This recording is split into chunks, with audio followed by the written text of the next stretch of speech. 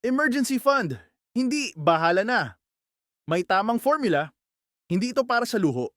Hindi rin ito ipon lang. Kapag may sobra, emergency fund equals protection para sa totoong pangangailangan. Magkano ba talaga? 3 hanggang 6 na buwan ng essential expenses.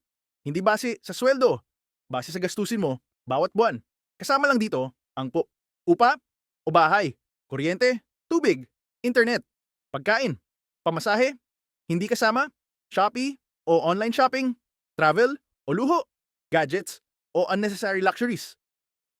Emergency, survival mode, hindi lifestyle.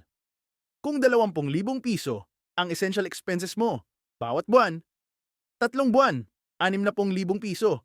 6 na buwan, 120,000 piso. Walang emergency fund. Isang problema lang. Utang agad ang kasunod. Stress, worry, pressure. Kaya maraming nagtatrabaho ng pagod na pagod.